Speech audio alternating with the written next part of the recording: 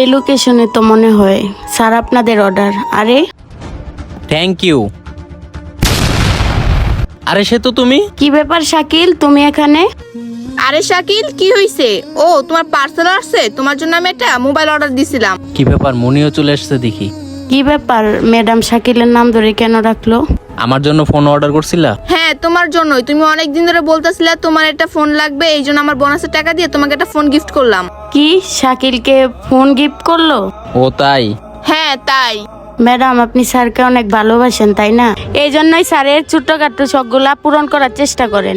হ্যাঁ ঠিক বলছেন আপু, আমি শাকিলকে অনেকটা ভালোবাসি আর শাকিল আমাকে অনেকটা ভালোবাসে, ঠিক না শাকিল? হ্যাঁ না মানে? তো ম্যাডাম আপনার বাসায় তো আমি প্রায় অর্ডার নিয়ে আসি, ওনাকে তো আগে দেখিনি। আসলে আপু, ওর সাথে আমার রিলেশন 2 সপ্তাহ হয়েছে, আর ও আগে যে মেসে ছিল ওই মেসের মানুষগুলো অনেক খারাপ। এখন আমি কি জবাব দেব?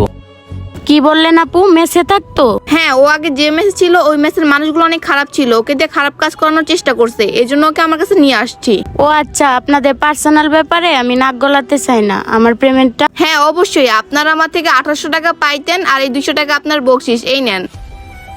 কি ব্যাপার, ম্যাডাম আমাকে 200 টাকা বকশিস দিল? ম্যাডাম 200 টাকা আমাদেরকে বকশিস দিচ্ছেন না, এটাই আমাদের কাছে অনেক বেশি। আরে এটা আমার কর্তব্য ছিল।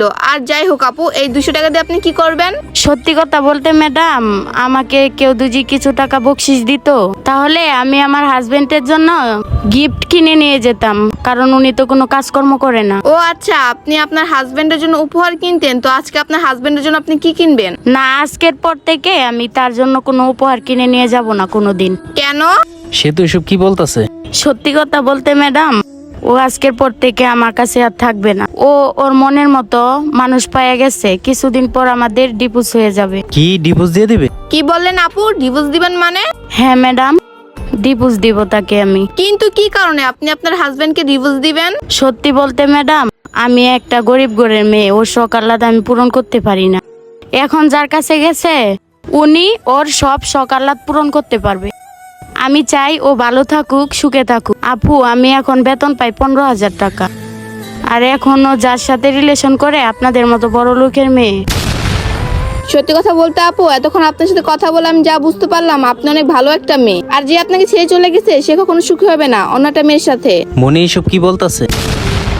ওইটা আমি জানি না, কিন্তু ও যদি আমার কাছে কখনো আইসা মাপ চায় বা সরি বলে, আমি ওকে কখনোই ক্ষমা করব না। সে তো কি বলে, কখনো ক্ষমা করবে না? আপনি জানেন আপু, আমি ওকে কতটা ভালোবাসতাম। এই দেখেন রাত 8টা বেজে গেছে, আমি ওভারটাইম করতেছি ওর স্বপ্নগুলো পূরণ করার জন্য। আমি আমার কথা কখনোই ভাবি না, আমি সবসময় ওর কথাই ভাবি। এতটা ভালোবাসার পরেও সে যদি আমাকে কষ্ট দেয়, তার সাথে না থাকাটাই ভালো। আচ্ছা আপু, মাইন্ড করেন না, আপনাকে একটা কথা জিজ্ঞাসা করি, আপনার হাজবেন্ড দেখতে কেমন? ও আপু, ও দেখতে কেমন? আরে সে তো কি বলে দিবে নাকি সব? সত্যি বলতে স্যার যদি লাল পাঞ্জাবি এবং পায়জামা পরে তাহলে ঠিক আমার হাজবেন্ডের মতো দেখতে লাগবে। ও আচ্ছা, তাই নাকি আপু? আচ্ছা বাবু, তুমি কি আবার সেই লোকটা নাকি ওনার সাথে টাইম পাস করতেছো আবার আমার সাথে টাইম পাস করতেছো? কি ব্যাপার, মনি কি আমাকে সন্দেহ করতেছে? আচ্ছা ঠিক আছে ম্যাডাম, তাহলে আমি আসি। আচ্ছা ঠিক আছে আপু, অনেক রাত হয়ে গেছে, আপনি ভালোভাবে বাসায় যান। দোয়া করি তুমি সুখে থাকো। আচ্ছা শাকিল, চলো রুমে যাই, যাইয়া ফোনটা আনবক্সিং করে দেখি। আচ্ছা বেবি, তুমি ফোনটা নিয়ে ভিতরে যাও, আমি ওই আপুর সাথে একটু কথা বলে আসি। কেন? তুমি ওই আপুটার সাথে কি কথা বলবা? আচ্ছা বাবু, উনি তো মেয়ে মানুষ, এত রাতে গাড়ি বা রিক্সা কিছু পাবে না, আমি একটু ওনাকে হেল্প করে আসি। যাই হোক, তুমি তো নিজের চোখে দেখলা উনি অনেক টেনশনে আছে, ঠিকই বলছো। আর আমি যদি ওনাকে একটু হেল্প করি তাহলে উনি সাহস পাবে। হ্যাঁ তুমি ভালো কথাই বলছো, তুমি মোবাইলটা আমাকে দাও, আমি মোবাইলটা রুমে নিয়ে যাই, আর তুমি আপুটাকে হেল্প করো। যাক, মনি রাজি হয়েছে। আচ্ছা ঠিক আছে, তুমি যাও, আমি তোমার জন্য ওয়েট করতেছি। আর হ্যাঁ, তুমি কিন্তু আবার ওনার সাথে হারায় যাও না, আর বাসায় তাড়াতাড়ি চলে এসো। আচ্ছা ঠিক আছে। সেতু কি চলে গেল নাকি? তাড়াতাড়ি যেতে হবে। এই সেতু, এই সেতু, এই দাঁড়াও। কি ব্যাপার, শাকিল আবার আসলো কেন? সেতু, আমার অনেক বড় ভুল হয়ে গেছে, তুমি আমাকে মাফ করে দাও। আমি তোমাকে অনেক ঠকাইছি, এখন তুমি আমাকে যেই শাস্তি দেবে আমি মাথা পেতে নেব। প্লিজ একটু বোঝার চেষ্টা করো, আমি তোমার সাথে অনেক অন্যায় করছি, আর কখনো করব না। আমি তোমাকে হাত জোর করে বলতাছি, আমাকে মাফ করে দাও।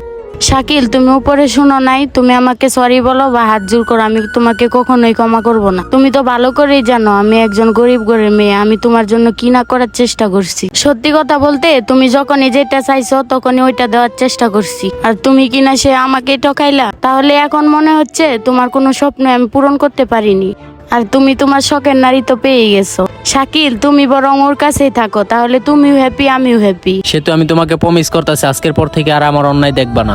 দেখো, আমি তোমার মতো এত খারাপ না। আমি চাইলে ওই আপুটাকে সব খুলে বলতে পারতাম, কারণ আমি তোমাকে অনেকটা ভালোবাসতাম। বলে দিলে তুমি আমাকেও হারাইতা, ওই আপুটাকেও হারাইতা। তো আমি তোমার লাইফ থেকে চলে যাই, তুমি ওই আপুটাকে নিয়ে সুখে থাকো। তুমি ভালো থাইকো, ডিপুসের কাগজ তুমি সময় মতো পেয়ে যাবা। সেতু দাঁড়াও। বন্ধুরা, মানুষ যত অন্যায় করুক না কেন, একদিন না একদিন ধরা খাবে। কারণ চোরের 10 দিন, গৃহস্থের একদিন। যদি এই ভিডিওটা আপনাদের কাছে একটু ভালো লেগে থাকে, অবশ্যই টাইমলাইনে পাঠিয়ে দেবেন। ধন্যবাদ সবাইকে ভিডিও দেখার জন্য।